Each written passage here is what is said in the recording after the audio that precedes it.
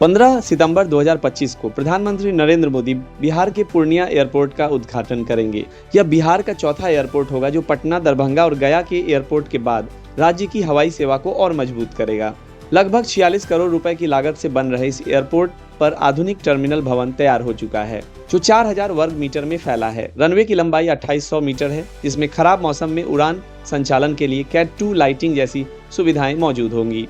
Purnia airport की सड़क connectivity भी मजबूत की जा रही है, जिससे आसपास के जिलों जैसे भागलपुर, कटिहार, मधेपुरा, सहरसा और अररिया के लोग भी आसानी से यहां तक पहुंच सकेंगे। इस एयरपोर्ट से वाणिज्यिक उड़ानों की शुरुआत होगी, जो स्थानीय यात्रियों के लिए बड़ी सुविधा होगी और क्षेत्र के विकास को तेजी देगी। बिहार के उप मुख्यमंत्री सम्राट चौधरी ने इस उद्घाटन की जानकारी दी है और कहा है कि इस दिन केंद्र सरकार बिहार के लिए 10,000 करोड़ से अधिक की विकास योजनाओं का भी शिलान्यास करेगी। इस कार्यक्रम के साथ ही पूर्णिया से पटना के बीच वंदे भारत एक्सप्रेस ट्रेन सेवा भी शुरू होने वाली है। पूर्णिया एयरपोर्ट का इतिहास भी खास है। इसे 1963 में भारतीय वायुसेना के सैन्य बेस के रूप में स्थापित किया गया था। 1971 के भारत पाक युद्ध के दौरान इसका रणनीतिक महत्व रहा है। अब यह एयरपोर्ट आधुनिक सुविधाओं के साथ उड़ान सेवा के लिए पूरी तरह तैयार है। इन सभी तैयारियों के साथ 15 सितंबर को प्रधानमंत्री मोदी द्वारा किए जाने वाले उद्घाटन से बिहार के कोसी क्षेत्र और आसपास के जिलों को नए विकास का मार्ग मिलेगा और पूर्णिया क्षेत्र का आकाश संपर्क मजबूत होगा। प्रधानमंत्री मोदी ने फिजी के साथ भारत के रक्षा, एनर्जी, हेल्थ केयर और कृषि क्षेत्र में सहयोग बढ़ाने की घोषणा की है। भारत और फिजी की द्विपक्षीय वार्ता हुई। मोदी ने फिजी को नई हेल्थ केयर परियोजना देने का ऐलान किया है। रिन्यूएबल एनर्जी और प्रमाणन के क्षेत्र में भी मिलकर काम होगा। एग्रीकल्चर प्रोजेक्ट्स को संयुक्त रूप से विकसित किया जाएगा। फिजी के लिए भारतीय डिफेंस निर्माताओं द्वारा सप्लाई का प्रस्ताव है। मौसम विभाग ने दिल्ली, राजस्थान, पंजाब, हरियाणा, यूपी और उत्तरांचल में भारी बारिश का रेड अलर्ट जारी किया है। कई इलाकों में जलभराव और बाढ़ जैसी स्थिति है। सड़कों पर पानी भरने से यात्रियों को परेशानियां हो रही हैं। स्कूलों को अस्थायी रूप से बंद किया गया है। जनजीवन बाधित हो रहा है। भारतीय नौसेना 2030 तक एक साथ 300 से अधिक ब्रह्मोस मिसाइलें दागने की ताकत बनाएगी, जिससे दुश्मनों के लिए समुद्र से खतरे की गारंटी तय होगी। ब्रह्मोस मिसाइलें इंडियन नेवी की मारक क्षमता को कई गुना बढ़ा चुकी हैं। ऑपरेशन सिंदूर के दौरान ब्रह्मोस ने अपनी ताकत दिखाकर दुनिया भर का ध्यान खींचा था। सेना के लगभग सभी बड़े युद्धपोत अब ब्रह्मोस से लैस किए जा रहे हैं। हाल ही में भारतीय नौसेना को 2 नए युद्धपोत उदयगिरी और हिमगिरी मिल चुके हैं, जो ब्रह्मोस फायर करने में सक्षम हैं। नौसेना के पास कुल 14 गाइडेड मिसाइल स्टील्थ फ्रिगेट हैं। हर एक में 8 ब्रह्मोस लॉन्चर। तलवार क्लास युद्धपोतों में से 4 पहले ही ब्रह्मोस से लैस हैं, बाकी पर काम जारी है। आने वाले वर्षों में भारतीय नेवी के पास कुल 20 स्टील्थ फ्रिगेट होंगे, 7 नीलगिरी, 3 शिवालिक, 10 तलवार क्लास। नौसेना के पास अब कुल 13 डिस्ट्रॉयर्स हैं। नए डिस्ट्रॉयर्स में 16 ब्रह्मोस लॉन्चर और पुराने में 8 लॉन्चर। 2030 की रणनीति समुद्री स्ट्राइक क्षमता इस प्रकार है। अनुमान है कि 2030 तक सभी युद्धपोतों को ब्रह्मोस से लैस करने पर नेवी एक साथ 300 से अधिक मिसाइलें दाग सकेगी। इससे इंडियन नेवी की समुद्री स्ट्राइक क्षमता एशिया के सबसे बड़े और घातक फ्लीट्स में शामिल हो जाएगी। सभी बड़े युद्धपोतों को ब्रह्मोस से लैस करने का लक्ष्य तय किया गया है। आत्मनिर्भर भारत के तहत नौसेना को 7 नीलगिरी क्लास स्टील्थ फ्रिगेट मिल रहे हैं। 4 के समुद्री परीक्षण जारी हैं। नीलगिरी, हिमगिरी, उदयगिरी सभी advanced multi role guided missile frigates हैं, जिनमें 75% स्वदेशी उपकरण लगे हैं।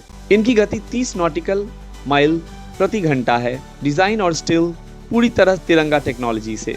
हिमगिरी व उदयगिरी में ब्रह्मोस की एंटी सरफेस और एंटी शिप वॉरफेयर क्षमता है। एयर डिफेंस के लिए बराक 8 मिसाइल और तोप पनडुब्बी रोधी युद्ध के लिए वरुणास्त्र, टारपीडो और रॉकेट लॉन्चर लगे हैं। एडवांस्ड सोनार, डिजिटल रडार और आधुनिक कॉम्बैट मैनेजमेंट सिस्टम से लैस। 2030 तक भारतीय नेवी समुद्री सुरक्षा में एशिया की सबसे घातक बल बन जाएगी। एक साथ ब्रह्मोस मिसाइलें दागने की क्षमता भारत को क्षेत्रीय व वैश्विक स्तर पर सामरिक बढ़त देगी। यह युद्धपोत आत्मनिर्भर भारत की सबसे बड़ी उपलब्धि को दर्शाती है। तो देशवासियों समझ लें, भारतीय नौसेना ने देश की समुद्री सुरक्षा को नया आयाम देने की पूरी तैयारी कर ली है। 2030 तक भारतीय नेवी एक साथ 300 से ज्यादा ब्रह्मोस मिसाइलें दागने की क्षमता रखेगी, जिससे दुश्मनों के होश उड़ेंगे। सुप्रीम कोर्ट ने कहा है कि ऑनलाइन शोज जैसे यूट्यूबर और सोशल मीडिया इन्फ्लुएंसर का कंटेंट फ्री स्पीच का संरक्षण नहीं पाता है। फैसले के अनुसार ऐसे कंटेंट को कानूनी निगरानी में रखा जा सकता है। विवादित मामलों में कोर्ट हस्तक्षेप कर सकता है और इससे डिजिटल कंटेंट क्रिएटर्स पर असर पड़ेगा। यूट्यूबर्स और अन्य इन्फ्लुएंसर्स को अपनी सामग्री की जिम्मेदारी स्पष्ट करनी होगी। इस फैसले के बाद सोशल मीडिया उद्योग में बहस छिड़ गई है। उत्तर प्रदेश के मुख्यमंत्री योगी आदित्यनाथ ने अंतरिक्ष तकनीक में करियर बनाने वाले छात्रों के लिए नई छात्रवृत्ति का ऐलान किया है। यह छात्रवृत्ति इसरो के एस्ट्रोनॉट शुभांशु शुक्ला के नाम पर दी जाएगी। योजना से विकास और तकनीकी क्षेत्र के विद्यार्थियों को प्रोत्साहन मिलेगा। छात्रों को रिसर्च के लिए विशेष फंडिंग मिलेगी। जम्मू कश्मीर में आज शाम वैष्णो देवी ट्रैक पर लैंडस्लाइड हुआ। अर्धकुंवारी के पास कई लोगों के घायल होने की आशंका है। ट्रम्प टैरिफ का भारत पर आज बड़ा असर देखने को मिल रहा है। शेयर बाजार बिखरता हुआ प्रतीत हुआ। बड़े से बड़े स्टॉक्स धड़ाम गिरे। शेयर बाजार में मंगलवार को कारोबार की शुरुआत के साथ जो गिरावट शुरू हुई वो मार्केट क्लोज होने तक बढ़ती चली गई और अंत में दोनों इंडेक्स बुरी तरह टूटकर बंद हुए। बॉम्बे स्टॉक एक्सचेंज की 30 शेयरों वाला सेंसेक्स 849 अंक की तगड़ी गिरावट लेकर बंद हुआ, तो वहीं दूसरी ओर नेशनल स्टॉक एक्सचेंज के निफ्टी इंडेक्स ने 255 अंक टूटकर क्लोजिंग की। बाजार में अचानक ये बड़ी गिरावट अमेरिकी राष्ट्रपति डोनाल्ड ट्रंप द्वारा भारत पर लगाए गए एक्स्ट्रा 25% टैरिफ की औपचारिक अधिसूचना जारी होने के बाद आई। अब टोटल 50% टैरिफ भारत झेल रहा है। अमेरिका और भारत के व्यापारिक संबंधों में उस वक्त भूचाल आ गया जब अमेरिका ने भारत से आयात होने वाले सामान पर 50% टैरिफ का ऐलान कर दिया। अमेरिका द्वारा इस संबंध में आधिकारिक नोटिफिकेशन भी जारी कर दिया गया है। इस अप्रत्याशित कदम ने भारत सरकार को तत्काल कार्रवाई करने पर मजबूर कर दिया है। इसी बीच खबर है कि प्रधानमंत्री नरेंद्र मोदी ने इस गंभीर मुद्दे पर एक उच्च स्तरीय बैठक बुलाई है। यह बैठक प्रधानमंत्री कार्यालय पीएमओ में जारी है, जिसमें देश के शीर्ष नीति निर्माता मौजूद हैं। अमित शाह और पीयूष गोयल भी इस मीटिंग में मौजूद हैं। नमस्कार दोस्तों, स्वागत है आपका हमारे चैनल पर। आज हम बात करेंगे नेटफ्लिक्स इंडिया के नए धमाकेदार ट्रेलर इंस्पेक्टर झेंडे की, जिसमें लीड रोल में नजर आने वाले हैं बेहतरीन एक्टर मनोज वाजपेयी और उनके साथ हैं talented actor gym Surf. Trailer की शुरुआत से ही हमें एक डार्क इंटेंस माहौल देखने को मिलता है। कैमरा वर्क और बैकग्राउंड म्यूजिक दोनों मिलकर सस्पेंस का ऐसा तड़का लगाते हैं कि दर्शक तुरंत स्क्रीन पर टिक जाते हैं। मनोज वाजपेयी का इंट्रोडक्शन बिल्कुल क्लासिक अंदाज में होता है। वो एक सख्त, ईमानदार लेकिन चालाक पुलिस ऑफिसर के रूप में दिखाई देते हैं। मनोज वाजपेयी ने जितनी भी वेब सीरीज और फिल्में की है उनमें उनका अभिनय दमदार रहा है। यहाँ पर भी वो इंस्पेक्टर झेंडे बनकर कानून और अपराधियों के बीच सीधी जंग लड़ते दिखाई दे रहे हैं। उनकी बॉडी लैंग्वेज, डायलॉग डिलीवरी और स्क्रीन प्रेजेंस एक बार फिर साबित करता है कि वो इस जॉनर के लिए परफेक्ट हैं। अब बात करते हैं जिम सर्फ की। जब भी वो स्क्रीन पर आते हैं वो एक अलग ही करिश्मा दिखता है। यहाँ भी उनका रोल काफी रहस्यमयी और इंटेंस लगता है।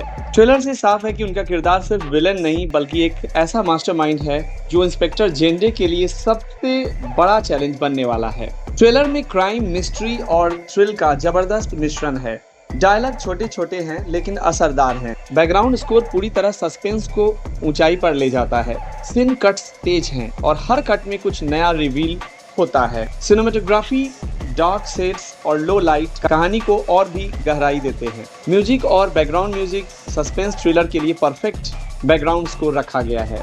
डायलॉग, ट्रेलर्स के डायलॉग्स शॉर्ट्स और क्रिस्प हैं लेकिन दमदार पंच लाइनें हैं। नेटफ्लिक्स इंडिया लगातार क्राइम और थ्रिलर बेस्ड शोज और फिल्मों पर जोर दे रहा है। इंस्पेक्टर झेंडे उसी सीरीज की कड़ी है। ये शो उन लोगों के लिए है जो सेक्रेट गेम्स, फैमिली मैन और दिल्ली क्राइम जैसी सीरीज को पसंद करते हैं।